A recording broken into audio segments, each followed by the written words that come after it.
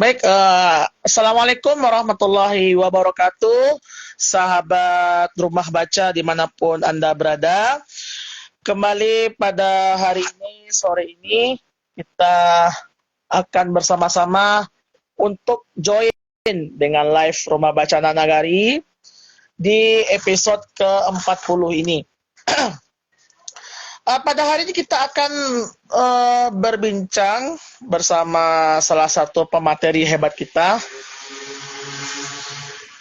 Beliau juga merupakan seorang konseling dan beliau juga adalah pakar bidang kesehatan jiwa. Nah, jadi kita akan membahas bagaimana literasi, bagaimana peran literasi dalam mengontrol emosi kita dan juga bagaimana literasi dapat memahami diri kita.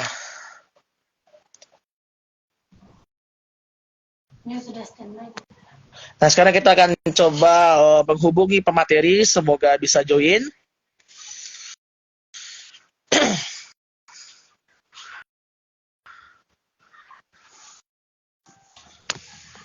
Kita coba untuk gabung.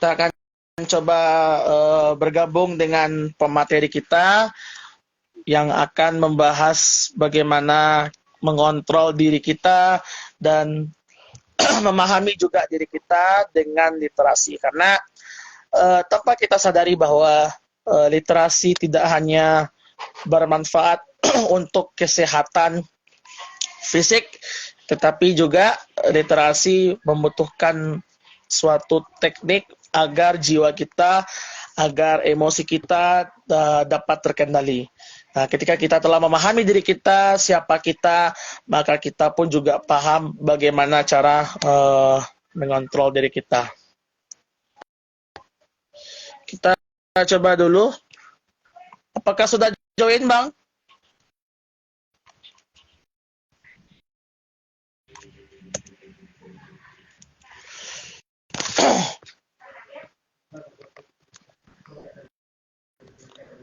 Apakah sudah join? Mungkin sepertinya belum join.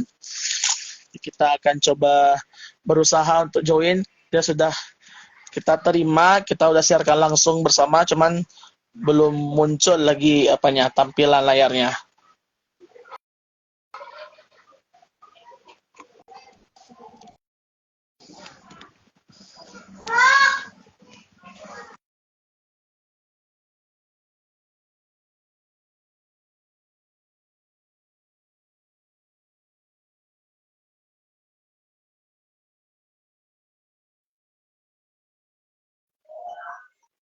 Halo, selamat siang, selamat sore. Selamat sore, suara saya kedengaran nggak? Alhamdulillah, sehat Kanda. Alhamdulillah. Gimana kabarnya Kanda? Alhamdulillah sehat. Suaranya kedengaran nggak? Suara kedengaran, aman. Aman. Aman. Aman. Ya. Siap. Nah, kita hari ini bersama Kak Yudo HB Tim. Beliau merupakan founder dari dayahidup.com, kemudian konselor, juga beliau konselor dan pakar behavioral health. Kemudian juga adalah coach dari @intellect.co. Nah, mungkin sebelum kita mulai, mungkin bisa Kanda atau Kakak jelaskan bagaimana lahirnya founder dayahidup.com ini. Oh, oke. Ini mohon maaf saya datangnya agak telat. Ini dengan siapa saya bicara ya? Oke, tidak masalah Kak. Silakan Kak. Ini dengan Kak siapa nih ya? Oh ya, saya Kak Hernan Pratama selaku host. Hernan ya? Hernan. Ya.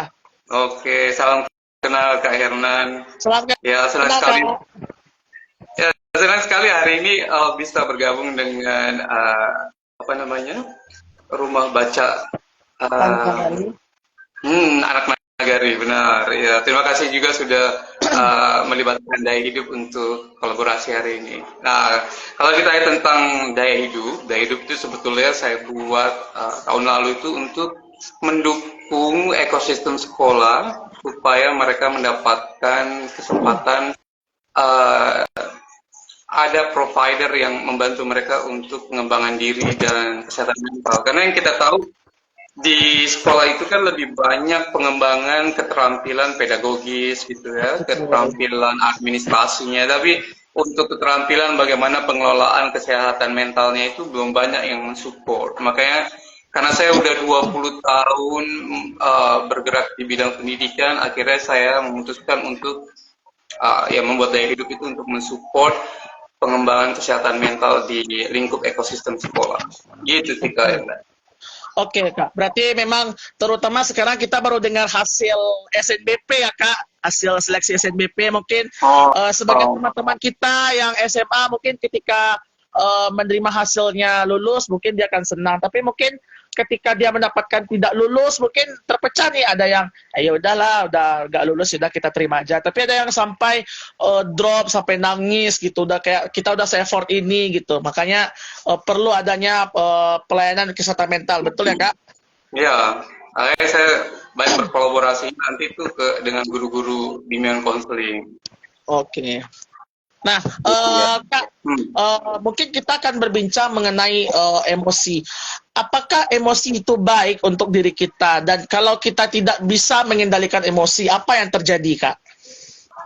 Nah, ini yang menarik nih ya Kak ya.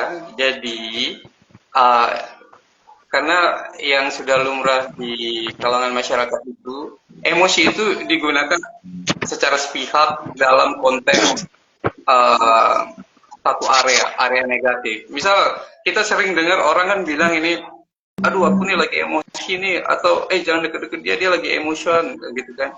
Emosi itu sebetulnya satu hal yang netral karena dia hal yang dialami oleh manusia gitu ya. Betul. Karena sebetulnya emosi itu adalah respon. Jadi dia bukan satu bentuk hal yang pemicu utamanya. Nah, yang perlu disikapi adalah, makanya saya bikin judulnya itu adalah bahasa otak dan emosi, karena ada satu hal penting yang perlu diketahui oleh teman-teman gitu ya.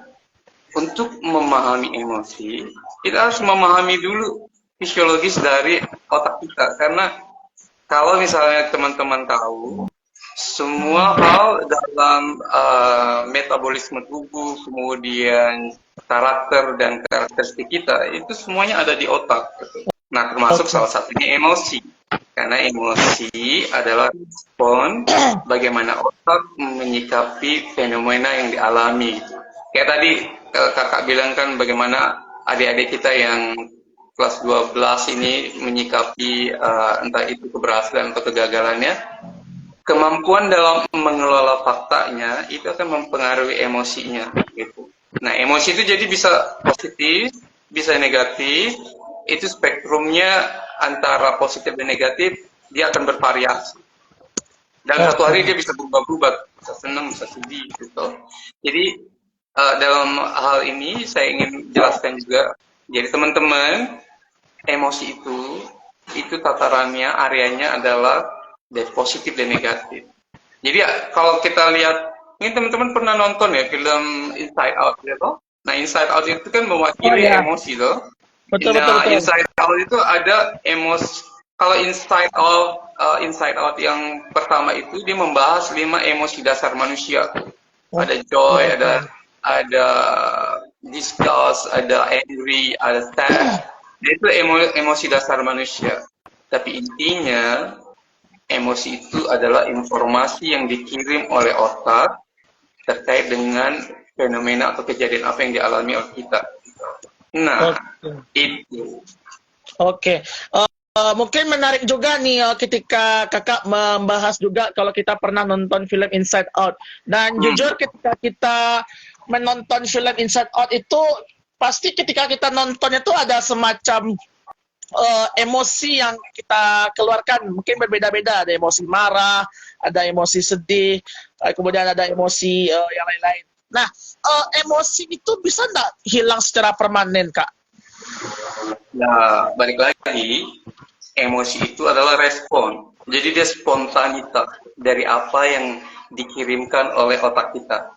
Tapi balik lagi, kalau misalnya ada dalam pengalaman hidup individu ini yang belum terselesaikan, emosi itu akan selalu terkurung di situ. Itu bisa terjadi.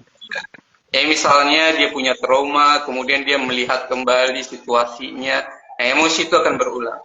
Tapi pada saat si fenomena itu terjadi, kemudian emosinya muncul dan diselesaikan, itu dia bisa ya bisa dikatakan tadi bisa menyelesaikan emosinya itu dan hilang. Oke. Ya. Nah, jadi intinya bukan di emosinya, tapi intinya adalah bagaimana menyikapi emosi sebagai sinyal. Oke, berarti emosi sebagai sinyal berarti. Oke. Itulah tentunya literasi nanti di dalamnya. Oke.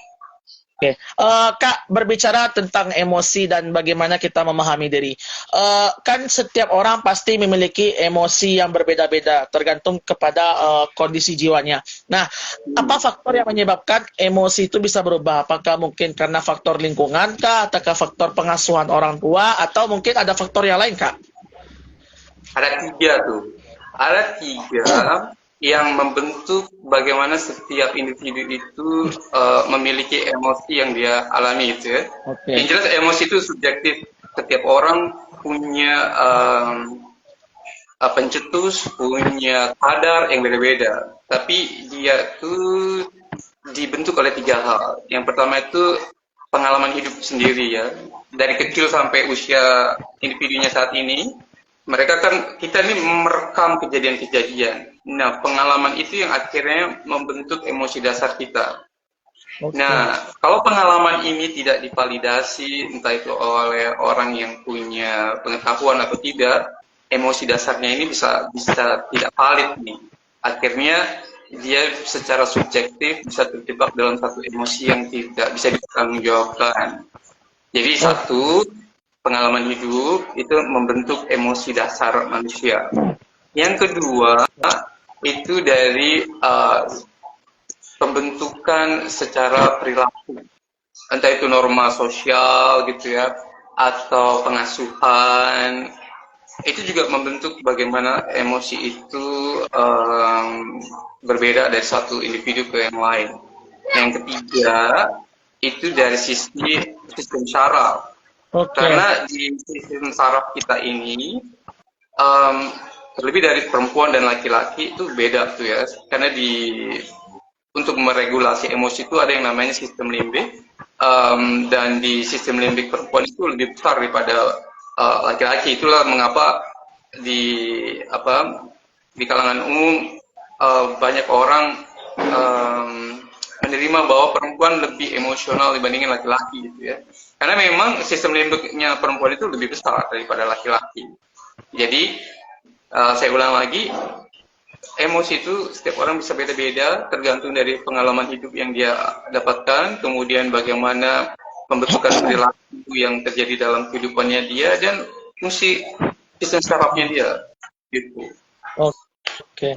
Nah, Kak, kalau berbicara mengenai faktor emosi kan setiap kita punya emosi yang berbeda-beda. Nah, apakah emosi itu berpengaruh kepada diri kita terhadap siapa kita? Oke. Ini menarik nih ya.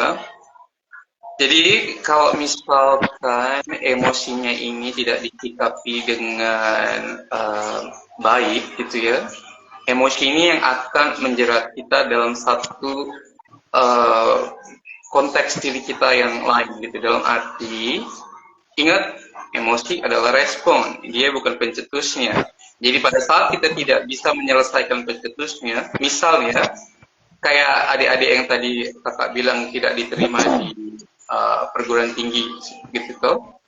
Kemudian dia menyatakan dirinya dia sedih, kemudian salah satu pencetusnya kan dia tidak diterima di perguruan tinggi negeri.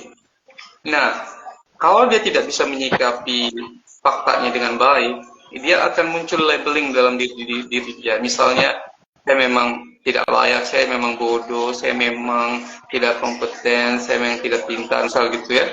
Nah, itu yang membuat si emosi ini tidak akan terbantukan untuk bisa keluar menjadi emosi yang lebih netral. Karena emosi itu sinyal itu memberikan tanda, hey, ada sesuatu nih yang harus disikapi gitu toh. Nah, kalau pencetusnya tidak disikapi dengan baik, emosinya juga tidak akan terselesaikan. Oke. Nah, emosi bisa positif, bisa negatif, yo. Oke, berarti emosi bisa mengandung nilai positif dan nilai negatif. Iya. Apa contohnya ketika kita memiliki emosi yang positif, Kak? Positif kayak yang tadi kasus penerimaan itu kan bisa langsung. Jadi ada satu emosi dasar itu yang positif itu adalah surprise sama joy, ya kan? Surprise sama joy itu yang akhirnya menurunkan beberapa emosi positif yang lainnya gitu. Kayak misalnya surprise, ada adik-adik kita yang keterima perguruan tinggi, itu kan happy di pas itu. Iya, betul. Kondisi happy-nya itu bisa bertahan lama, bisa bertahannya sementara, itu tergantung bagaimana dia menyikapinya. Gitu. Jadi happy, ingat fakta. Jadi apa yang terjadi sama individunya. Jadi emosi itu dalam satu hari bisa berubah-berubah tuh. Bisa aja tadi dia dapat pengumuman diterima, happy itu dia. Iya, tapi kemudian akhirnya dia ngomong sama orang tuanya, kemudian orang tuanya berkeberatan dia harus tinggal di luar kota, sedih dia terus itu. Nah, betul. Kemampuan individu dalam memvalidasi fakta, kemudian mencari solusi dari fakta itu, itulah yang akhirnya membantu emosi untuk bisa lebih stabil lagi, gitu Kak. Oke. Kak, mungkin kita sudah pernah tahu ya Kak, isu-isu yang sangat hangat bagi hari ini. Seperti contoh kita pernah mendengar ada orang yang bunuh diri karena diputus cinta. Ada yang kayak di Jepang tuh Kak, kalau di Jepang itu ketika tekanan belajarnya cukup kuat, tekanannya cukup besar, akhirnya dia drop mental, kemudian bunuh diri. Kemudian juga di Korea juga seperti itu.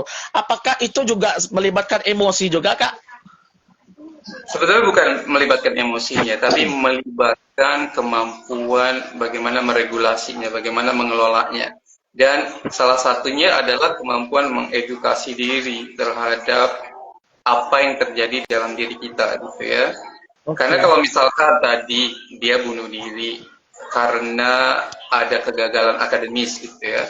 Tapi pada saat dia tahu bahwa kegagalan akademis adalah salah satu hal yang menjadi tolak ukur apa yang harus dia lakukan berikutnya, dia pasti akan menerimanya jadi lebih produktif, gitu ya. Tapi pada saat tidak ada edukasi itu dalam diri dia, kemudian bahwa ngerasa emosi adalah satu hal yang dominan, bukan faktanya, di situ akhirnya ketidakberdayaan itu akan terjadi. Makanya itulah penting sih literasi di situ.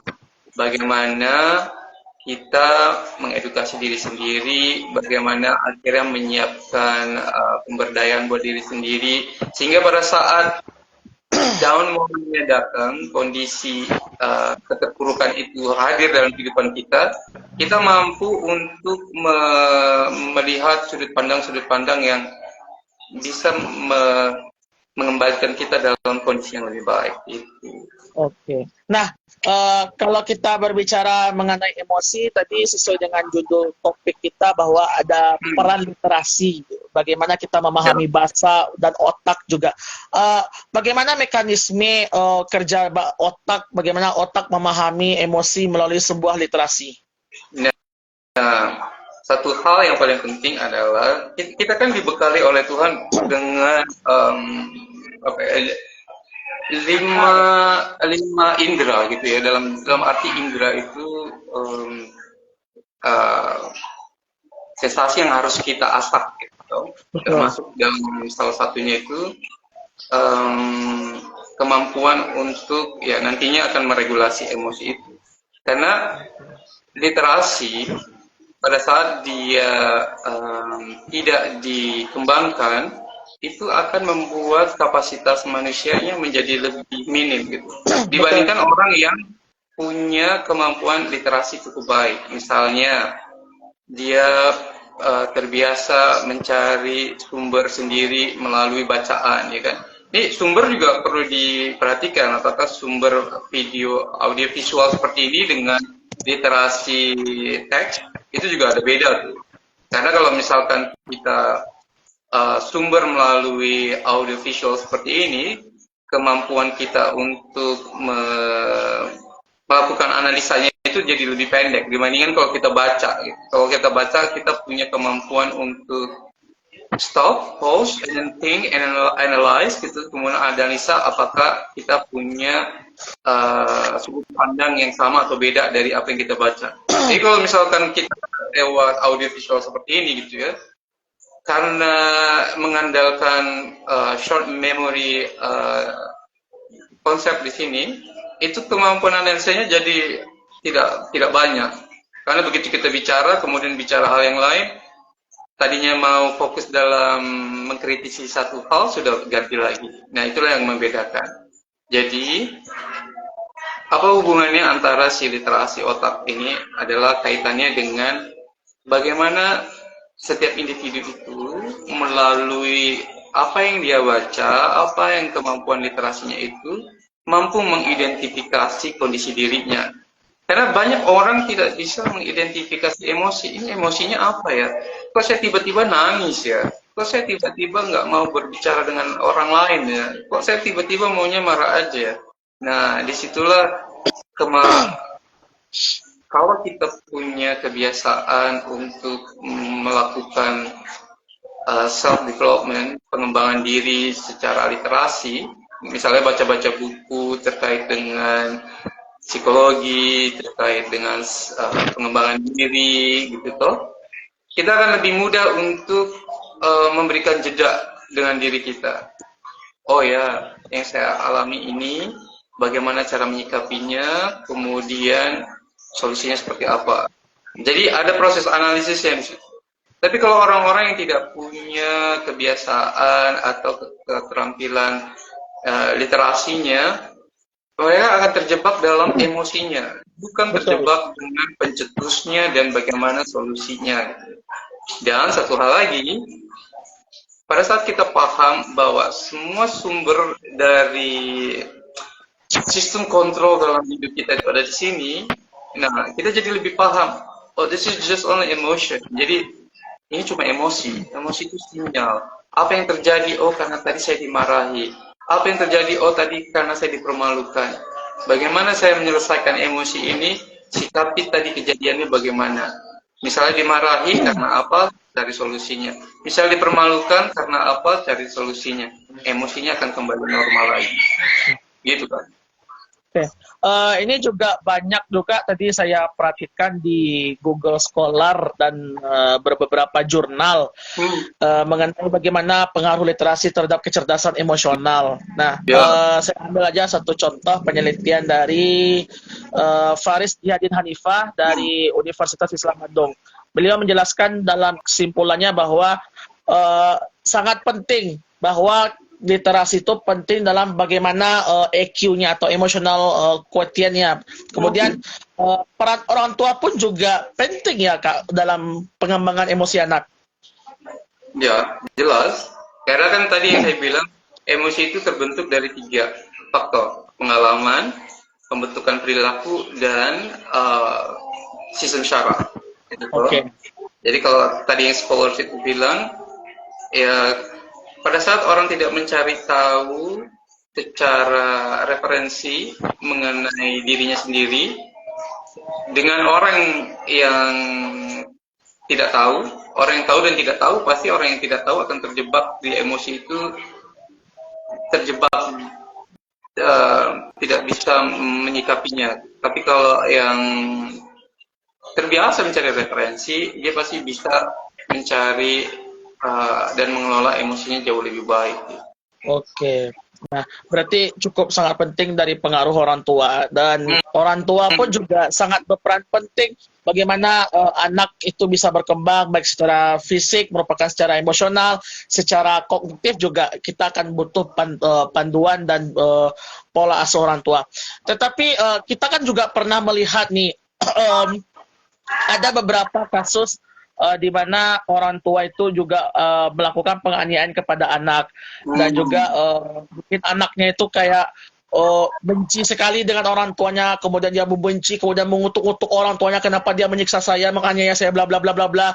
Nah, apakah nanti ke depannya akan punya dampak yang lebih fatal lagi atau yang lebih buruk daripada yang lebih buruk, Kak? Ini pertanyaan mendasar. Ini saya selalu sampaikan pada saat saya memberikan pelatihan. Kakak tahu nggak apa kebutuhan dasar manusia?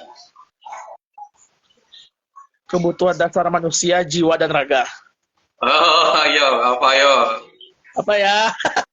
Betul, Orang-orang biasa bilang sandang, pangan, papan gitu kan? Iya, kebutuhan biasa. Tapi sandang, pangan, papan itu adalah dampak yang dari kebutuhan dasarnya manusia itu.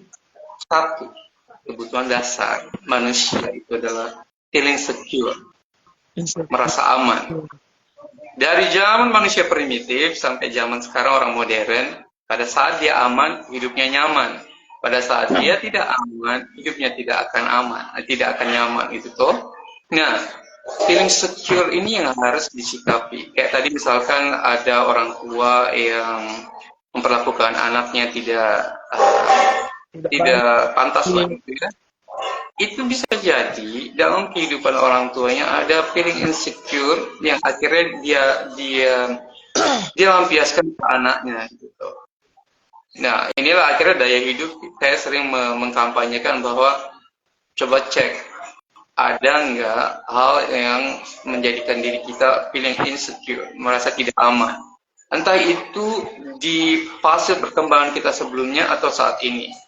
Karena kalau misalkan terjadi fase perkembangan sebelumnya, misalnya inner child-nya masih stuck, masih terjebak dalam feeling insecure, dia akan bisa merembet ke hal-hal yang lain, ke orang-orang yang lain juga. Jadi intinya adalah, if you're not feeling insecure, if you're not feeling secure, everything might happen unpleasantly, gitu, tidak menyenangkan. Jadi intinya manusia perlu merasakan aman untuk bisa secara optimal melakukan apapun yang dia perlukan. Berarti mungkin sama dengan comfort zone mungkin ya, Kak? Comfort zone beda lagi tuh, karena comfort zone bisa diartikan juga bisa dalam spektrum positif negatif juga. Karena kalau dibilang comfort zone terus konotasinya adalah kaum mager, nah itu kan negatif juga tuh ya. Iya betul. Nah, jadi comfort zone itu perlu diperhatikan apakah itu sebuah jeda atau menjadi sebuah kebiasaan. Gitu toh. Kalau dia sebagai sebuah jeda, itu membantu si individunya untuk menyiapkan diri untuk mengatasi masalahnya. Tapi kalau ini sebuah habit, akhirnya jadi kebiasaan, sudahlah, mau bagaimanalah, mau ya udahlah gitu. Nah itu kan akhirnya tidak terbentuk kemampuan survivalnya dia, kemampuan menyikapi tantangan hidup yang dia alami gitu ya. Jadi kalau comfort zone sama secure itu akan jadi satu hal yang berbeda. Berarti dua comfort zone ini sebenarnya ibarat dua mata pisau ya, Kak, bisa positif bisa negatif. Ya. Nah, kalau begitu Kak, kan sekarang ada juga nih namanya literasi digital namanya. Nah, kan anak-anak sekarang sudah menggandrungi teknologi, sudah kecanduan dengan teknologi, dan banyak sekali tren-tren yang mungkin positifnya ada juga ada, negatifnya juga ada. Tapi yang jadi masalah adalah anak-anak kita atau generasi muda kita itu banyak yang ikut standar TikTok. Nah itu apakah berpengaruh nggak terhadap emosinya? Misalkan kalau tidak pintar kamu, misalkan kamu dicap sebagai orang bodoh seumur hidup begitu, atau kalau nilai kamu tuh di bawah 75 kamu tuh udah pasti bodoh, atau di bawah 90 yang di atas 90 tuh orang pintar gitu. Itu yang tadi saya bilang tuh ya.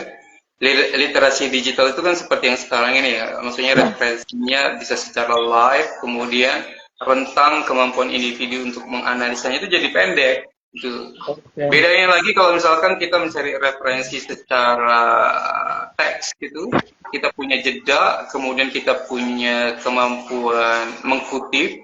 Nah, di situ kan akhirnya membangun diri kita pemahaman mengenai konteks yang diberikan gitu ya. Beda kalau misalkan kita melihat video kemudian menyimak, ya nggak bisa tuh recite, kemudian menyarikan, kemudian menganalisa dalam waktu yang cepat. Makanya kalau misalkan literasi digitalnya tidak didampingi atau tidak ditindaklanjuti dengan pengolahan datanya, nah itu tidak membantu individunya secara maksimal menyerap apa yang menjadi konteks pembahasannya. Oke, berarti memang Jadi kayak kita bicara sekarang orang bisa aja percaya sepenuhnya. Iya, betul. Karena tidak ada jeda untuk mencari kebenarannya misalnya gitu. Tidak ada jeda untuk membandingkannya misalnya gitu. Nah, itulah akhirnya bedanya literasi digital dengan literasi tekstual yang tekstual itu masih penting karena kita perlu jeda-jeda itu untuk kemampuan menganalisa dan memahami. Nah, itu penting. Oke. Nah, terkadang juga seperti itu juga, Kak. Kadang kalau ada informasi yang satu isu sekarang atau satu berita gitu, mereka akan menyimpulkan, oh ini beritanya, oh ini berarti ini. Tanpa mereka membaca dulu kronologinya. Dan itu kan bisa juga sebagai faktor pemicu emosi juga ya, Kak? Ya, emosi itu spontan ya. Emosi itu adalah respon, emosi itu signal. Jadi semua orang, kayak sekarang kita bicara, emosi saya bisa aja berbeda dengan emosi kakak yang di sana itu. Oke. Jadi ya kemampuan kita dalam menyerap dan merespon fakta, nah itu mempengaruhi emosi kita. Oke. Nah, Kak, kalau kita bicara mengenai perkembangan bahasa, bagaimana literasi itu memperkenalkan sebuah bahasa kepada sang anak? Kalau terkait dengan emosi, yang paling penting yang pertama adalah memperkenalkan jenis-jenis emosi itu sendiri pada saat dia terjadi itu kan. Kadang ada anak yang karena dia tidak paham ini perasaan apa ya, ini apa ya, dengan peristiwa yang dialami, orang dewasa perlu menjembatani bahwa tadi kamu apa yang terjadi di sekolah ini. Nah, sekarang perasaan apa yang kamu alami ini adalah misalnya karena tadi kamu dimarahi guru, bisa jadi kamu takut. Kamu takut nggak? Takut kenapa? Gitu. Atau kamu marah kenapa? Gitu.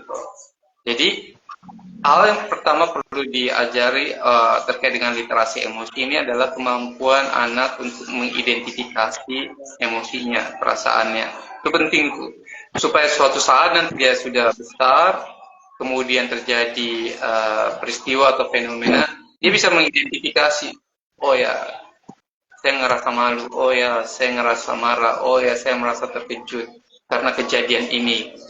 Menyikapinya, berarti caranya bagaimana? Nah, kemampuan melihat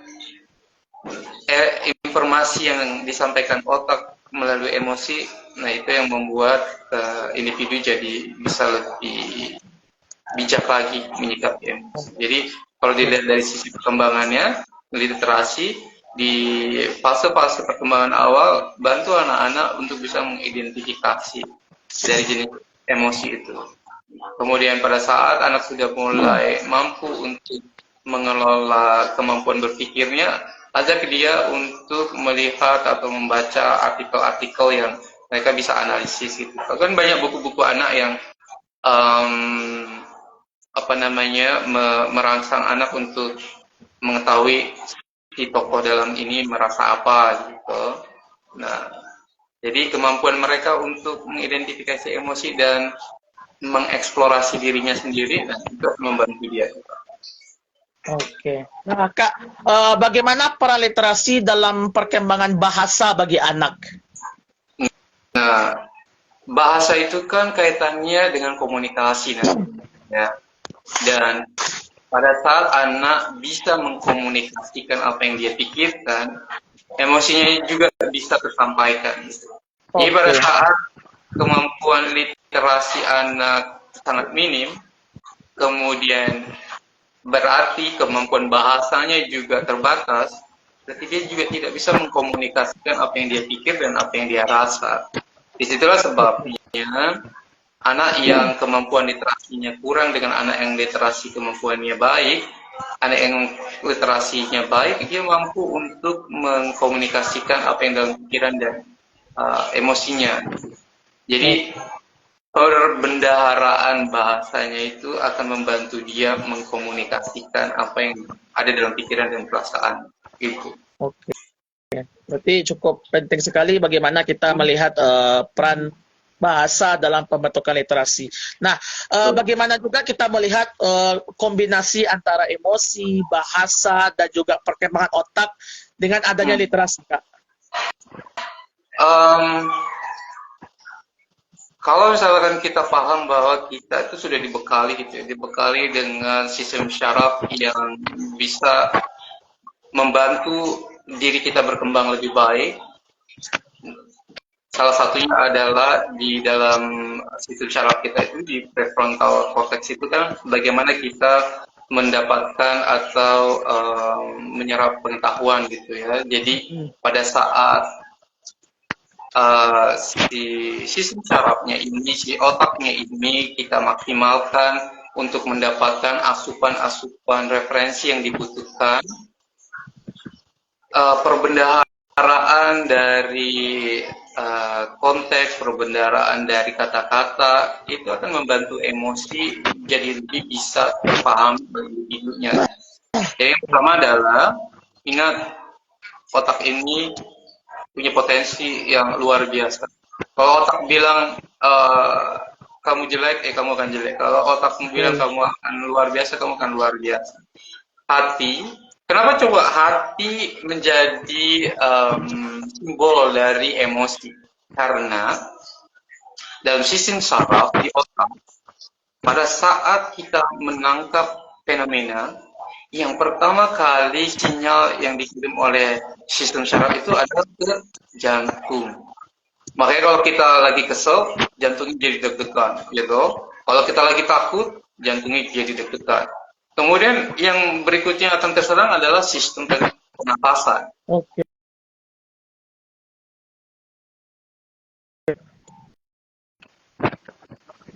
Dia nggak akan selesai.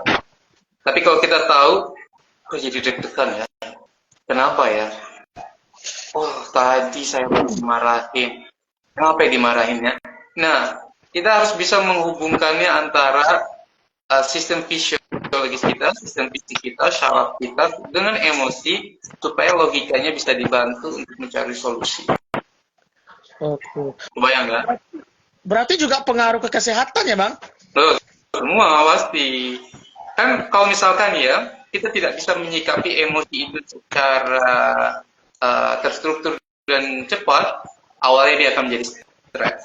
Kemudian dia tertumpuk-tumpuk lagi, dia akan depresi, atau depresi. Pada saat dia depresi, kemampuan dia untuk keluar dari masalah itu akan jauh lebih berat dibandingkan pada saat dia di level stres misalnya itu. Makanya pada saat si sistem fisiologis kita, entah itu jantung, pernapasan, tiba-tiba berubah, langsung tanya ke otaknya ada apa tadi. Kenapa? Bagaimana caranya supaya keluar dari ini? Oke, berarti memang semua aspek termasuk sosial, ekonomi, dan kultural pun juga berpengaruh.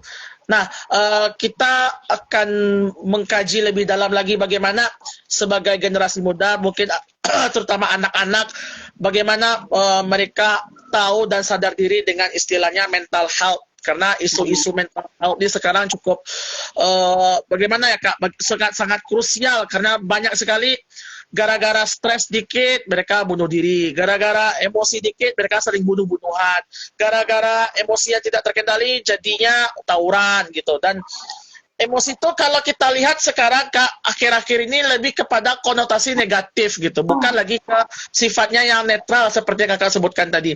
Bagaimana kita tuh memberikan pemahaman bahwa emosi itu sebenarnya jangan diartikan dengan konotasi negatif, dan juga bagaimana kita mengatur emosi tersebut.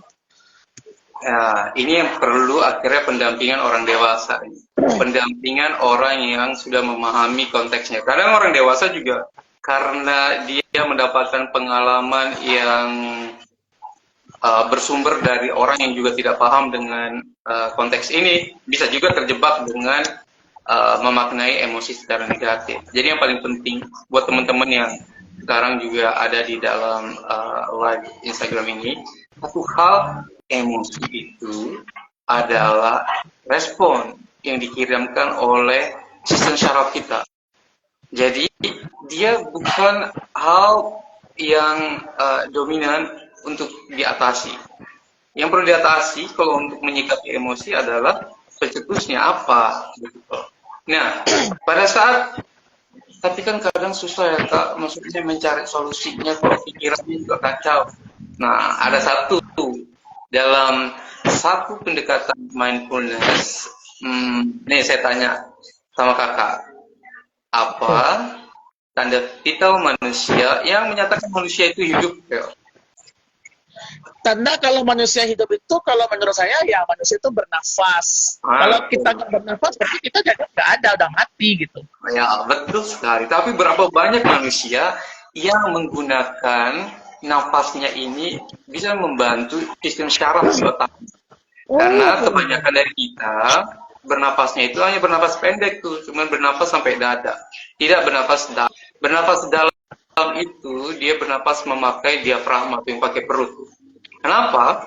Karena kalau kita memakai sistem pernafasan dalam dengan diafragma, kita akan membantu rongga dada itu menjadi lebih longgar, kemudian jantung dan paru-paru akan bekerja jadi lebih, ritmenya jadi pelan.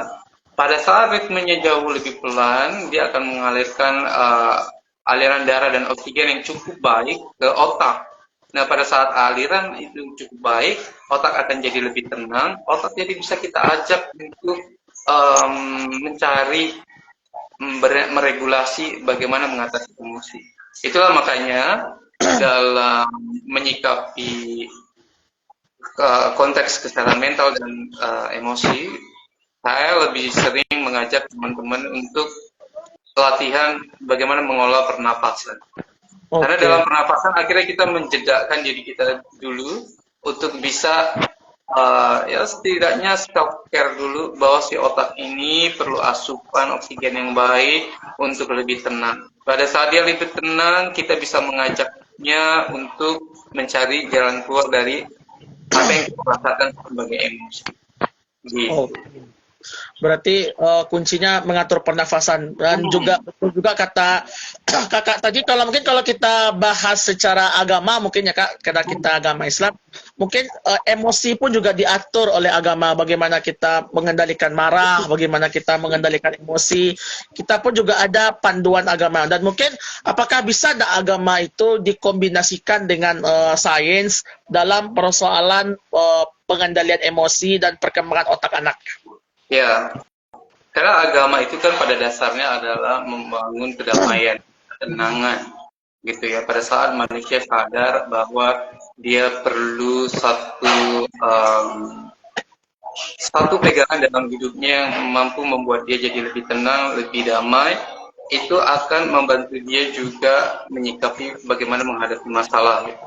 Nah, kalau dalam konteks ritual agama yang saya pahami, dalam semua konteks agama itu praktek mindfulness-nya itu ada semua. Kayak misalnya di Islam ada zikir gitu ya. Dalam zikir itu kan juga dibantu bagaimana fokus, kemudian membangun kesadaran dalam diri. Kemudian kalau yang di Kristen ada juga mereka. Jadi kalau di Hindu, di Buddha, di Katolik, di Muslim, kita kan ada rosario, ada tasbih, ada beat yang buat meditasi. Nah, Betul. Jadi pada dasarnya setiap agama itu punya pendekatannya masing-masing untuk membantu individu mendapatkan ketenangan dan kesadaran bagaimana menyikapi dirinya sendiri. Oke, berarti masing-masing agama juga punya bagaimana tekniknya dan mungkin kalau kita contohkan di agama Hindu mungkin meditasi, yoga, kemudian di agama Buddha juga seperti itu, agama Islam juga seperti itu. Nah, literasi kita bicara mengenai literasi juga dalam perkembangan otak. Ada tak ya ada gak konsep literasi yang bisa menjadikan orang itu bisa mengendalikan diri kita dan memahami siapa kita? Apakah ada juga literasi secara literasi psikis atau literasi apa namanya gitu Kak? Kalau saya sih biasanya bilangnya literasi emosi, dalam arti literasi emosinya adalah untuk memahami apa yang menjadi respon terkait dengan fenomena atau peristiwa yang dia alami gitu ya. Nah, pada saat kita punya kemampuan punya banyak referensi mengenai potensi-potensi diri, akhirnya kita tahu apa yang ingin kita bentuk dalam diri kita. Nah, ini yang menarik karena apa? Karena banyak orang akhirnya mencari jati diri, gitu. Pasti sering dengar tuh, who am I, kemudian, wah ini anak ABG ini kan lagi jati diri. Ya, Nah, betul. dalam konteks pembentukan habit itu ya, yang paling benar itu adalah tidak mencari, tapi meng-create. What do you want to be? Not who are you, gitu toh. Tidak menanyakan siapa diri kamu, tapi menyatakan kamu mau jadi apa. Karena pada saat kita menyatakan kamu mau jadi apa, kamu bisa menyertakan kualitas-kualitas apa yang harus dipersiapkan. Karena bedanya kalau kita mencari, kita menghabiskan energi, menghabiskan waktu untuk suatu hal yang tidak pasti, yang mungkin kita tidak juga menyetujui. Tapi pada saat, misalnya saya ingin menjadi pengusaha yang punya karakter A, B, C, D. Nah, saya akan bentuk sendiri, ya toh. Dibandingin saya nyari, saya diciptakan sebagai apa, saya mau jadi apa, nggak akan ketemu. Habis waktu hanya untuk mencari-cari. Tapi when you create your own identity, then you develop your own quality gitu. Oke. Nah, kalau kita berbicara mengenai emosi dan perkembangan bahasa, mungkin kalau emosinya negatif mungkin berpengaruh juga. Misalkan kalau kita emosinya marah-marah, mungkin meledak-ledak, mungkin bahasa yang keluar dari otak pemerespon mungkin keluar kata-kata yang tidak sepatasnya. Misalkan saya marah gitu, kemudian saya maki-maki, saya kata-kata ini kesebutan anjing apa segala macam. Nah, itu apakah berdampak nanti sampai tua dengan hal seperti itu? Pada saat emosi ini tidak dikelola dengan baik, ya pastinya dia akan jadi terjebak selamanya di dalam diri individu itu gitu ya. Makanya pada saat kita sadar bahwa ini nggak nyaman, atau mungkin ada orang lain yang ngasih tahu, kamu udah mulai ganggu. Nah, itu perlu ada kesadaran bahwa harus berubah. Nah, pada saat berubahnya inilah dibutuhkan apa yang harus dilakukan, self development atau seeking professional, atau mencari orang lain yang paham gitu. Jadi pada saat kita tahu bahwa respon kita terhadap masalah akhirnya memunculkan kata-kata yang tidak membuat orang lain nyaman dan kita tidak nyaman. Nah, disitulah momen dimana kita harus jadi tolak balik apa yang harus dilakukan. Terus dengan karakter seperti ini, atau berubah dengan bantuan diri sendiri atau dengan bantuan orang lain. Gitu. Oke. Nah, bagaimana juga kita melihat satu kasus di Indonesia sekarang bahwa ketika melihat sebuah isu mereka tidak mencerna informasi tersebut dengan baik, tidak memahami suatu isu dengan baik, sehingga yang ada hanyalah emosi, dan emosi. Ada satu hal yang perlu dilakukan, control what you can control. Jadi hanya lakukan apa yang bisa kamu kontrol. Pada saat sesuatu peristiwa, misalnya kejadian-kejadian yang kalau misalnya katakan di Sumatera Barat, kemudian ada satu kejadian politik di ibu kota atau di Jakarta gitu ya, kita nggak bisa kontrol tuh peristiwa itu, tapi emosinya berasa. Jadi untuk bisa menyikapi apa yang bisa berdampak pada diri kita adalah satu, hanya fokus pada hal yang bisa kita kontrol. Pada saat hal peristiwa terjadi dan kita di luar kontrol itu, kita harus bisa menyikapi diri bahwa itu di luar kapasitas saya. Jadi kita tidak perlu terikat dengan peristiwa itu secara emosional. Bayangkan ya. Oke. Nah, kontrol apa yang bisa kita kontrol. Nah, berarti apakah perlu kita berkonsultasi dengan pihak konseling atau mungkin psikiater atau psikolog, mungkin bagaimana kita mengontrol emosi kita dan memantau terus?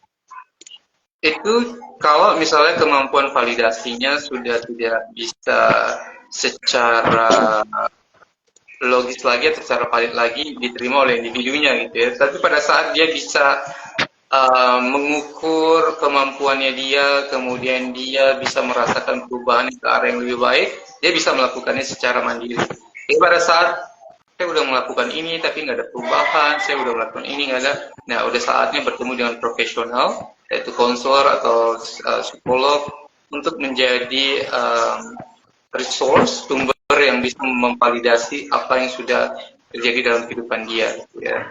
Karena ingat, bisa jadi, it's not about your emotion, bukan sesuatu yang kita rasa itu, bisa jadi kita terjebak dengan emosi yang bukan peristiwanya, tapi karena sistem syarafnya kita.